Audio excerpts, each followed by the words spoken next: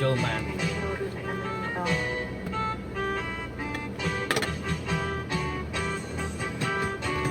ចិត្តបងផ្លែកឡងស្តាខ្មងគេស្លាប់ទៅហើយ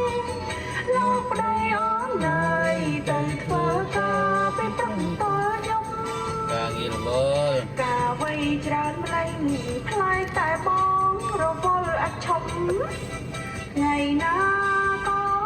យំលងត្រឡប់ធំក្លិនតែស្រាអូនសួរពេលណាប្របងឆ្លើយថាจะไว้ลงไปพักណែណៃរហូតក៏ចងងប់ដើម្បីគប់ចិនលោកធំចាំផងគូដូកភ្នំមកផ្ទះបូនចតបងប្រមិតតែបងប្រមាក់មែនយូផឹងដោម៉ែប្រាប់ថាប្រយ័ត្នកាត់រោគស្ពឹកម៉ែថាបើផឹកជុំគុំឲ្យតែបងមានស្រីមិនដល់ណាលោកគុំភ័យបងមិនមានថ្មីឲ្យស្រីនៅមេម៉ាយតែបងបោកលុយគ្មានសល់អូនឆ្ងល់បាត់បងទៅខាកុំមកខ្មាំងគេឲ្យមានស្នេហ៍បងអូខេមែនចាយណាស់ប្រយ័ត្នបងជាមានស្រីហើយញ៉ាំស្រា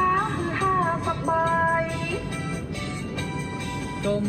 ស្ដាយអងមួយខែនៅសល់មួយខែថ្ងៃក្រោយមិន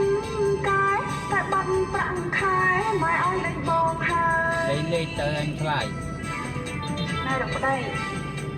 បងឯងនៅតែធ្វើចរិតចាក់ទៀតណាខ្លាចបងឯងចោលហើយលេងទៅលេងទៅថ្ងៃដើរលេងស៊ីផឹកក្រៅអូខេអត់តាហើយមិនចោះអត់គេលេងចោលខាងគេហ្នឹងចិត្តពិបាកគេថាគេណាតែគេ